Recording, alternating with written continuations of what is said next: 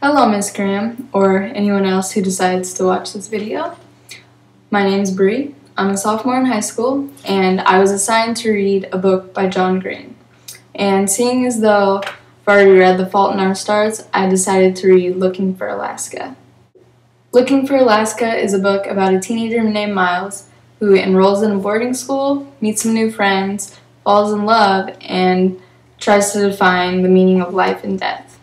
This book has a lot of overlapping concepts with the other two books that we read so far in the semester. Those books include Stupid Fast and Staying Fat for Sarah Burns.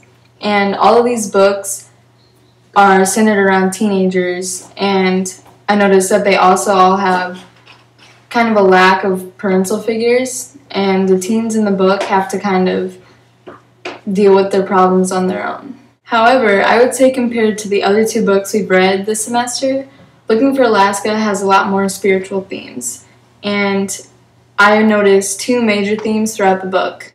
The first theme that I analyzed was that death is inevitable. From the very beginning of the book, Miles seems very unsure about his beliefs of death and appears as though he's trying to run away from it or avoid it.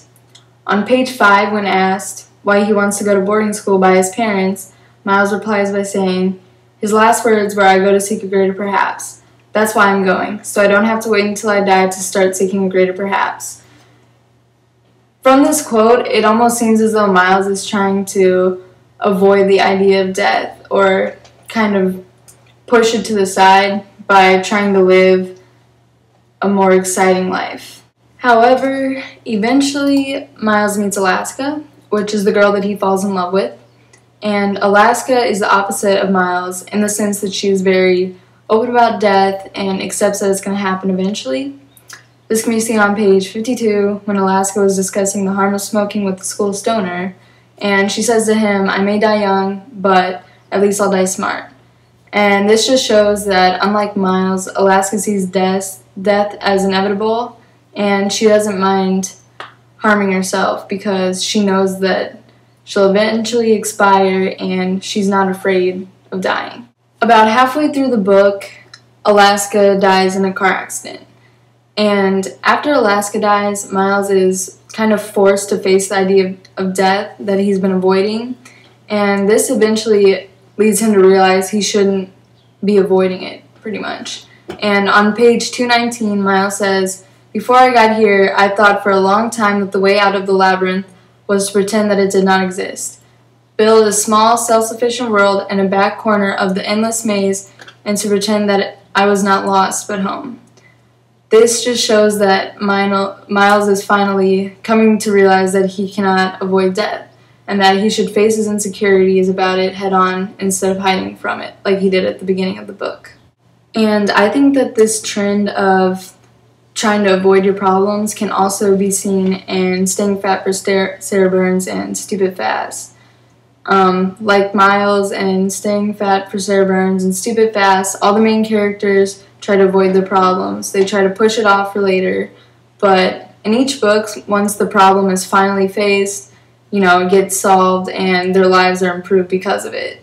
So they all just kind of have that underlying message that you shouldn't avoid your problems, and it's better if you just face them.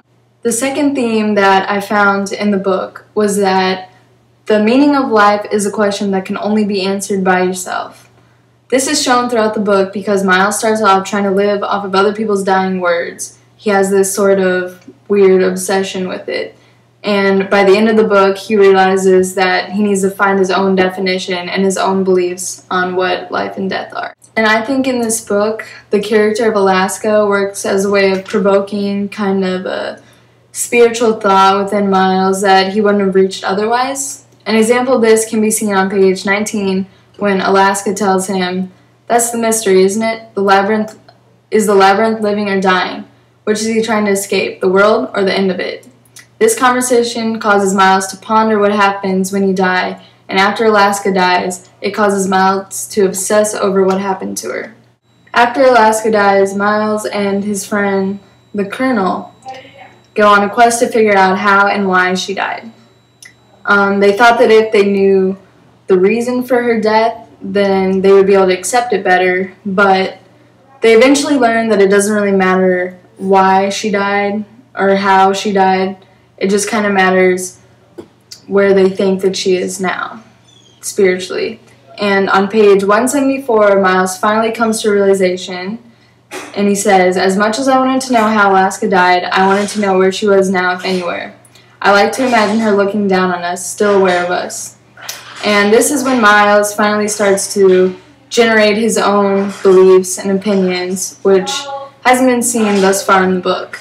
And by the end of the book, you can really see Miles develop as a character.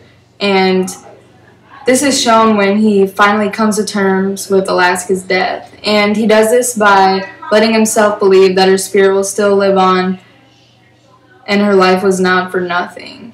This can be seen on page 220 when Miles concludes, "We need never be hopeless because we can never be irreparably broken. We think that we are invincible because we are. We cannot be born and we cannot die.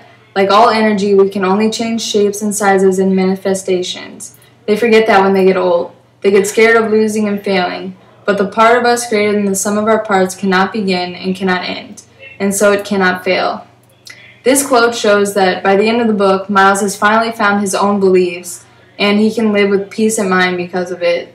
I think that this theme can be connected with the idea of religion because everyone needs to define their own beliefs, and a lot of people do this by joining a religion. They both work as a way of giving you hope and giving yourself peace and knowing that your life matters. So those were the two major themes that I saw throughout the book. And looking for Alaska, it was a pretty good book. Personally, I'd rather read something like The Stand that's a little bit more meaningful, but I would definitely recommend this book to anyone who's looking for a very easy to read book about the meaning of life. But like I said, if you like something a bit heavier, a bit more, I don't know, interesting, I'd recommend The Stand by Stephen King. So that concludes my book review. Thanks for watching, and I hope you enjoyed.